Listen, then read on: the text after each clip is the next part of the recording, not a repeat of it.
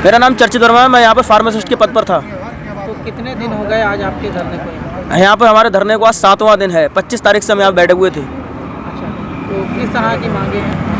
हमारी मांगे यही है कि हमारे लिए जो है एनएचएम की पोस्ट पर एनएचएम के मतलब जो है उस रिक्त पदों पर भर्तियां निकाली गई थी, लेकिन इन्होंने हमें आउटसोर्सिंग के थ्रू यहाँ पर ज्वाइनिंग किया था। लेकिन हमें उस समय में मालूम नहीं था कि आउटसोर्सिंग क्या होती है। फर्स्ट टाइम यहाँ पे आए हुए थे तो इतना जानकारी थी नहीं आउटसोर्सिंग क्या होती है, एनएचएम से क्या है। लेकिन जो पेपर में एडवर्टाइजमेंट था वो एनएचएम के थ्रू था, लेकिन यहाँ पे हमें आउटसोर्सिंग के थ्रू दिया। उसमें हमारा पीएफ और ईएसआईसी वगैरह सब काटा गया, लेकिन हमें अभी आज तक ना उसका कोई प्रमाण पत्र दिया गया। ईएसआईसी आपकी इतनी कट रही है, इतना कट रहा है, ये कुछ नहीं बताया गया। और यहाँ पर सेकंड वेव स्टार्ट हो गई है कोविड की, लेकिन हमें निकाल कर 24 तारीख को आकस्मिक बता दिया गया कि मतलब जो है आपकी सेवाएं समाप्त कर दी गई हैं।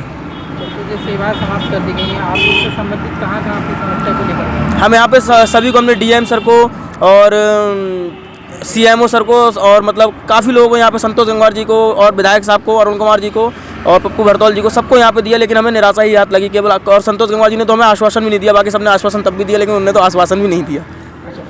ये बताइए कुल कितने कर्मचारी हैं यहाँ पर? हमारे पास इस समय 67 कर्मचारी यहाँ पे निकाल दिए गए हैं। तो अब आप जो है क्या मांग करते हैं? हमें मांग यही है कि हमें एनएचएम के थ्रू वहाँ पर फिर से बहाल कर दिया जाए, हमारी सेवाएं जैसी चल रही थी वैसे ही चला दी जाए। मेरा नाम प्रीति कश्यप है और मैं यहाँ 300 बेड में स्टाफ नर्स के पद पर कार्यरत थी। और हम लोगों को 23 मार्च को हम लोगों को यहाँ से हमारी सेवाएं समाप्त कर दी गई।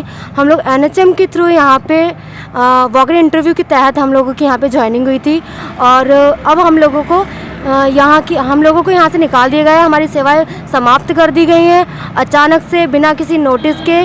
तो हम लोग इसी चीज़ के लिए यहाँ पे धरने पे बैठे हुए हैं कि हमें यह अचानक से बिना नोटिस के क्यों निकाल दिया गया, और हम लोग एनएचएम के थ्रू जब लगे थे तो हमें यहाँ क्यों बाहर कर दिया गया है, हमारी सेवाएं क्यों समाप्त कर दी गई हैं। मैं और मेरी ये टीम, हम सभी लोग ये चाहते हैं कि हमारी सेवाएं हमें दोबारा से वापस कर दी जाए, और हम लोग तब तक यहाँ पे धरना करते रहेंगे जब तक हमारी कोई सुनवाई नहीं होगी, जब तक हमारी कोई बात नहीं सुनेगा।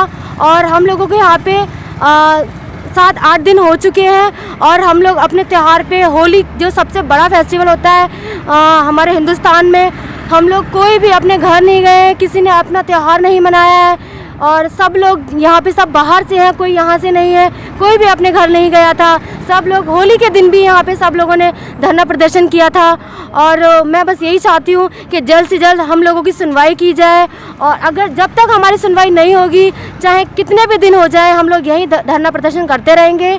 मेरी सरकार से और यहाँ जितने भी प्रशासन के लोग हैं सबसे यही मांग है, कृपा करके हमारी सुनवाई जल्द से जल्द की जाए, और नहीं तो फिर हम लोग यहाँ पे कंटिन्यू ऐसे धरना प्रदर्शन करते रहेंगे। इन लोगों ने बिना नोटिस के हमें निकाल दिया। हमारी 2-2 महीने की सैलरी अभी तक नहीं आई है। सैलरी के लिए किसी के पास भी जाओ सब मना कर देते हैं, कोई भी अपने जिम्मेदारी नहीं समझता है, कोई किसी पर टाल देता है, कोई किसी पर टाल देता है, कोई सैलरी देने को तैयार नहीं है हमारी।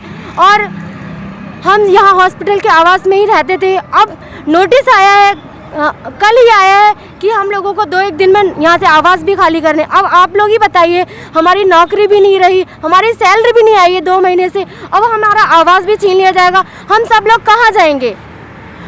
कौन लेगा इस चीज़ की गारंटी? कौन जवाब देगा कि जब तक इन लोगों को काम निकालना था, यहाँ कोविड में हम लोगों ने काम किया 6-7 महीने तक, अब हम लोगों को ऐसे इन लोगों ने बाहर कर दिया, कहाँ जाएंगे सारे लोग?